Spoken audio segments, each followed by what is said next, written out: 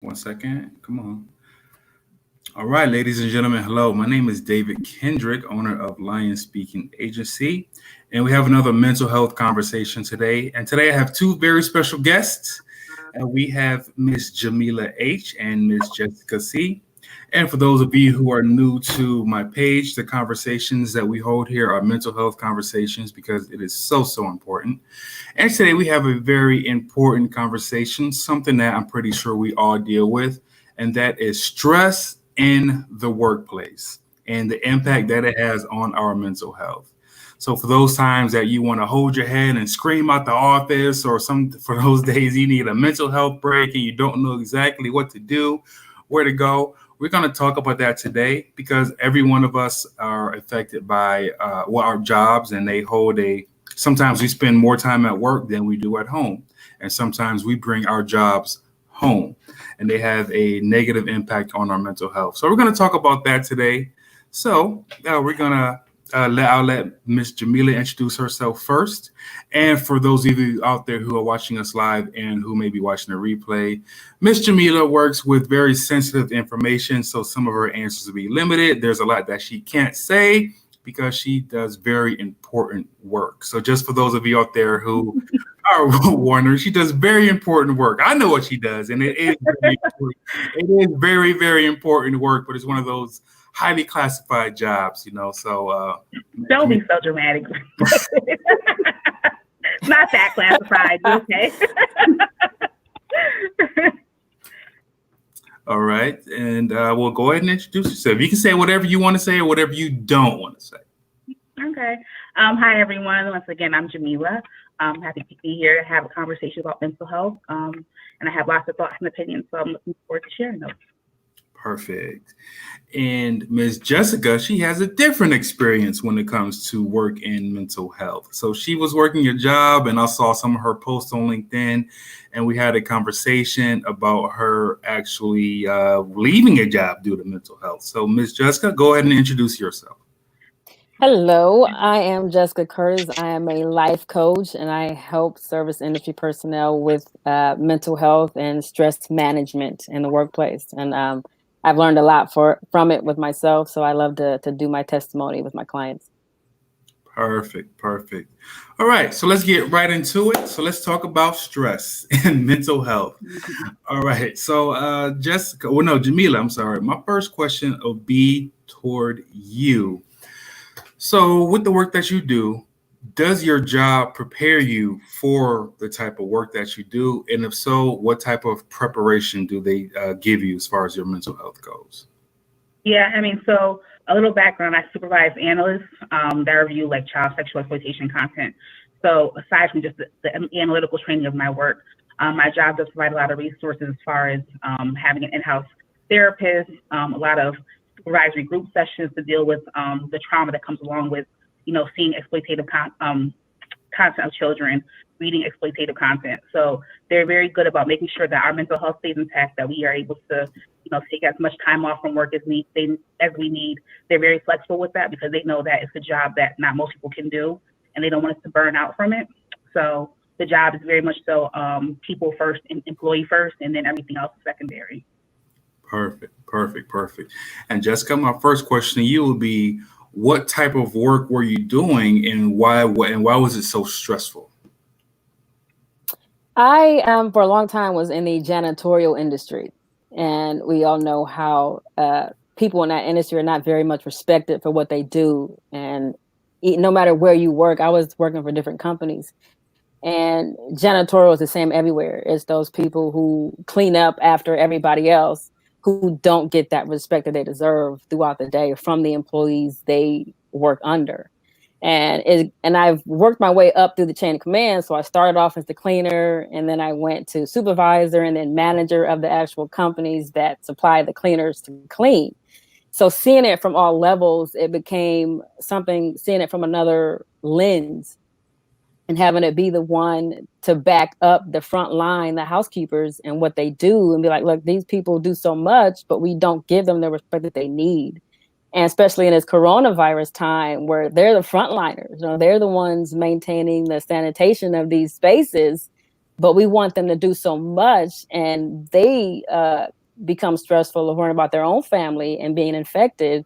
It adds another level to that, and it became stressful when I started being in the managerial part of it, where I had to be the middleman from like the customer above us, and then having to protect the housekeepers from what they had fears of, and seeing how people reacted to what the housekeepers have to do, but not having the respect for what they have to do. And, not providing them with the tool that they need became a fight for me to be able to have to fight for the housekeeper. So it's like, these are human beings too. And having to deal with that and know that you can't change people's minds in an hour. We were built to not have much respect for people at that level. The lower you are, the less respect you get. And so having to be the middleman in between, the high paying customer to having to protect the housekeepers became very stressful. And so I've seen it at a level where you have to protect those to do the right thing, and not just because you're getting paid by the customer. So mentally, it was very draining, and emotionally too. Okay. I can only imagine, especially with you working your way through from the bottom, kind of like in the military, working your way up that ladder, and then seeing exactly getting to the top, and then having to advocate for those below you and their mental health. And that's one good thing about employment. What the people below you are going through because you've been there. Same thing with you, Jamila. I mean, your analysts that you've worked with, I can imagine what they go through because you've been there. So when you can advocate for them and their mental health, some people aren't strong enough to, but I wouldn't say strong enough, but they don't know what their rights are in the workplace to say, hey, I need a mental health day, or I just need some time off for myself. And so that kind of leads into my next question, and this will be for both of you. A lot of people like myself didn't know about the ADA and what laws are there to protect us. And ADA stands for Americans with Disabilities Act. That didn't know what my rights were with me being a disabled veteran and needing mental health days off for myself, especially with everything that I've been through and go through still emotionally. Didn't know my rights were, and I was afraid to ask for my mental health days off. So both of you, in your positions that you currently work, in a position that you did work, what was the process you had to go through when you needed a mental health day off, and were you ever hesitant about asking for that time off? I can answer first. It's very easy. I have a really great working relationship with my supervisor, but just the culture of my division is specific to the kind of work that we do. They advocate for us taking time off whenever we need it. They don't look at us funny or question if someone's taking off. Like, I have someone on who's on my team who and we have a really good rapport, so she can be honest with me, and she'll just say like she's struggling and she needs a couple of days off. I'm like, no problem, we'll figure it out, we'll get your work done. Specifically when we had the whole, all the protests going on, the George Floyd killing, just the heightened racial tensions going on top of the work that I was doing, I ended up taking a couple of days off for a couple reasons. Just, it's already difficult kind of already being a Black supervisor over an all-white team. So I was kind of dealing with that. And then sometimes people are just kind of, they're unaware. And so they may say things that could be insensitive that they're not, truly not knowing it's okay or not to say. But for the most part, my supervisor, he's very supportive of me taking time off. My team, they were very supportive of it. And I didn't get into all the specifics, of course. But, when you're aware of those things and those things are going on in the world, you need even more time because you don't know how, like, that secondary trauma of seeing what's happening with, unarmed Black people being killed, and then the trauma and stress of whatever you're doing at work, we have to take care of ourselves. So my job has been very supportive of, allowing us to take mental health days as long as we have the time, they'll let us do it. If for some reason we don't have the time, we'll figure it out. So that's one thing I am grateful for, is that, they don't give us a hard time or look at us funny or documenting that, this person took off 5 or 6 days this month. They want to make sure that we're good, because we can't do our job if we're not good. Perfect. Right.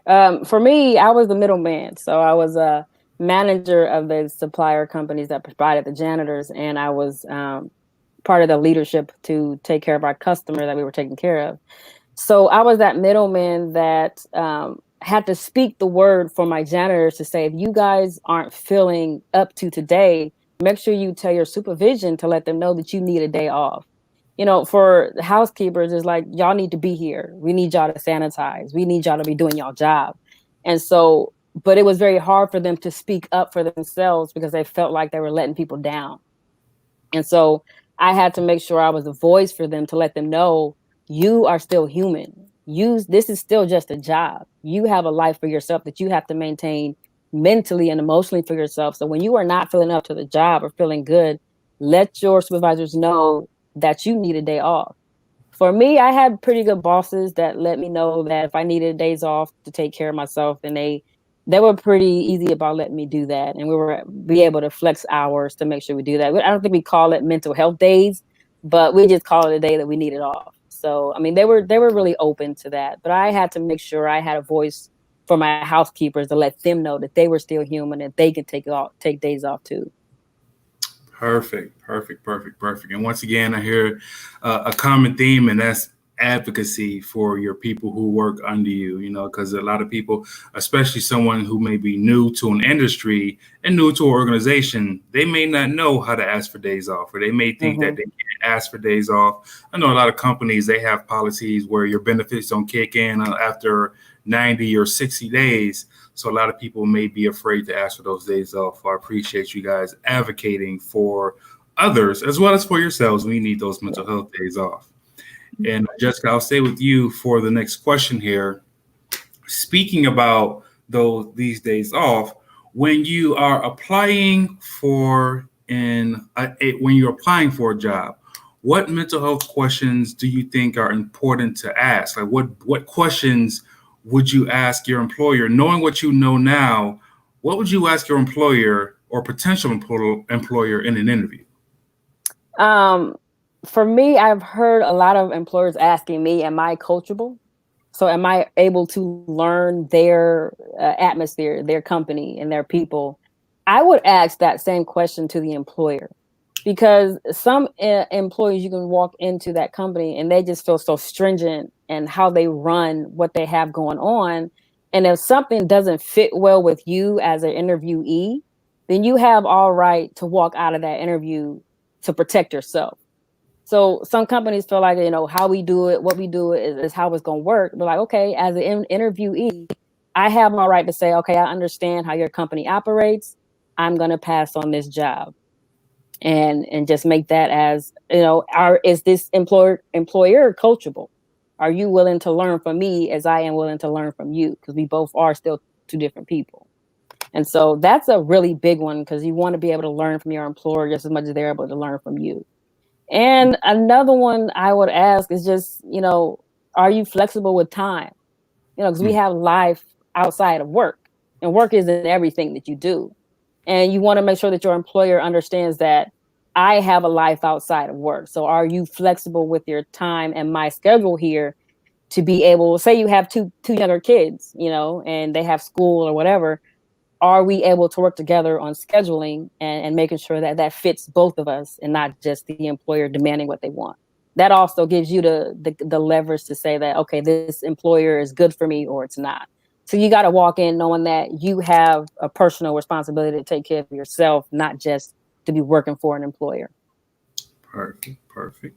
And can I jump in on that, actually? Yeah, I was going to ask you, with the line of work that you do, what questions would you ask an employer about mental health or time or anything like that? What would you ask me? Yeah, I mean, so anytime we have an interview, one of the first things you always ask anyone is like, how do you manage stress? How do you take care of yourself? How do you decompress? Do you have a support system around you? Like, those questions are super important for us, and we like to gauge those things because we want to make sure that, the material is hard, the content is hard, the things that you'll be seeing, the things that you'll be reading is not things that people see on a regular basis. It's very egregious, it's very traumatic, it's very triggering. So we want to make sure that people have the resources in place in their personal lives. At the job, we have plenty of resources through we have a family advocacy division, so we have social workers and we have therapists to make sure that we're good. And of course, all the mental health days and things like that. But, we're very upfront about the kind of work that we do.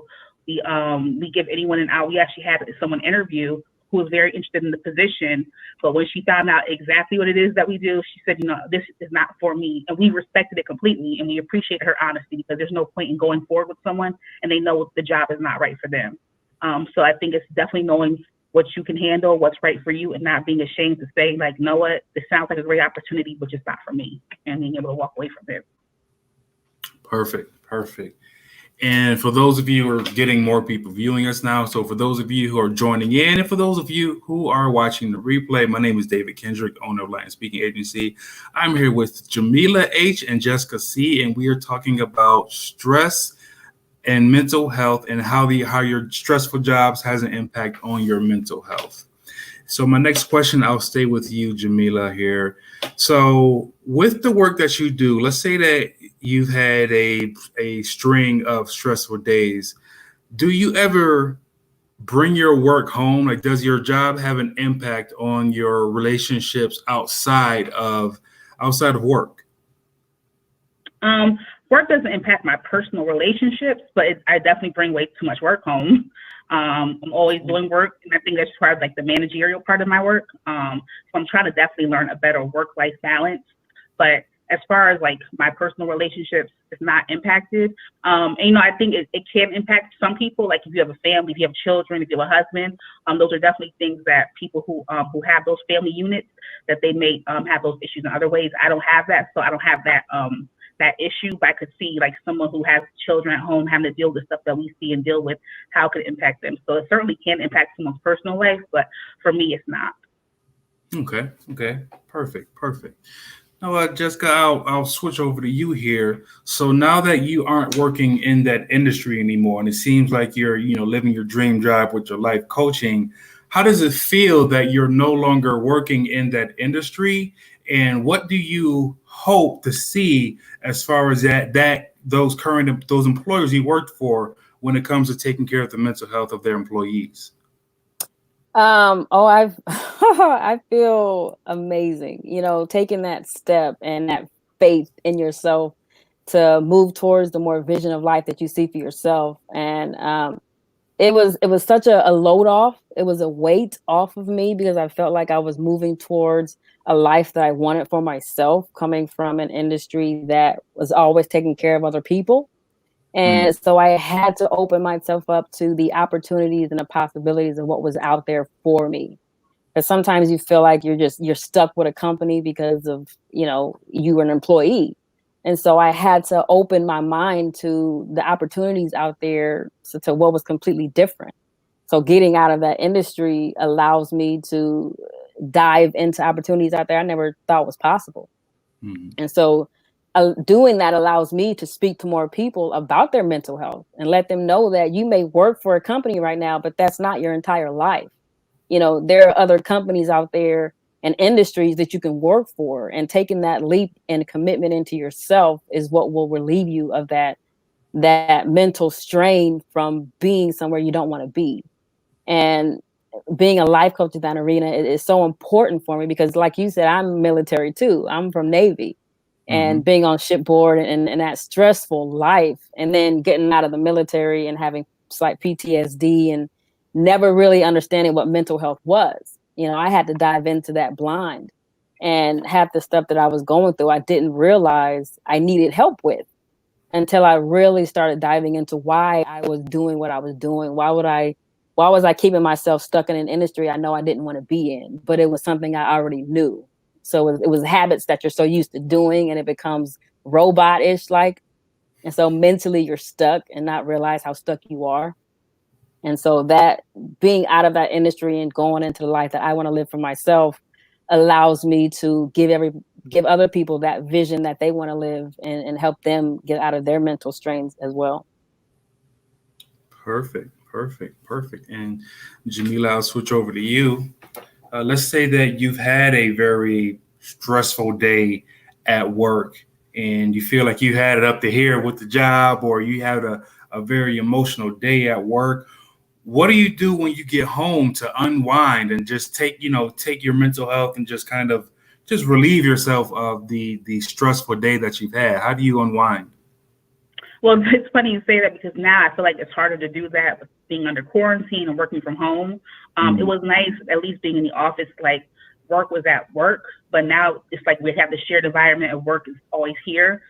So even when I'm like off the clock, I always feel like I'm on, and I have to like be very intentional about silencing my laptop. So I don't hear like my emails go off because I'm not tempted to look at it, and things like that. Most of the time, it's me like just going to the gym, it's talking with some friends, catching up with my mom, trying to just go out somewhere. But I have to just do very intentional things just to kind of decompress and unwind from work. Because if not, I'll kind of just get stuck in the rut of like going back to see what I need to do, what I need to work on, what I didn't finish, what emails do I need to read that are still coming through. So I have to really be very intentional of separating myself from the space when I'm done. Okay. All right, and gonna going toward the end of the interview here, and this last question here I'll ask for both of you. For someone who is going through a hard time or working in a very stressful position, what advice, what would you recommend that they do to take care of their mental health and do what's best for them? What advice would you give them?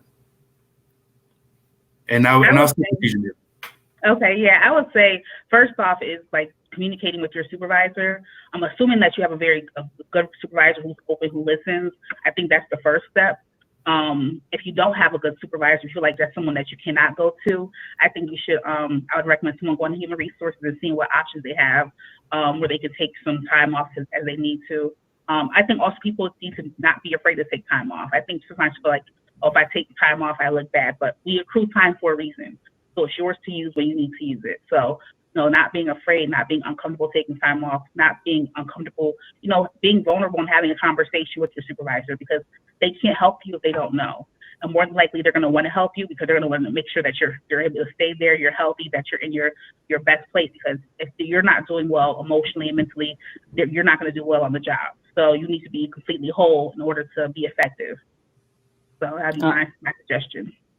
That's a really good one. I agree with that. And also, I do believe in outside releases, nature walks, meditation. It's things that you do outside of work that helps you be able to manage work as well. Because if something's going on bad at home or, with your relationship, all of that can compound what goes on at work. And so not only is mental health important at work, it's also very important when you're going home, when you're living your personal life, because if something is going wrong there, then anything that's going on at work is so much worse.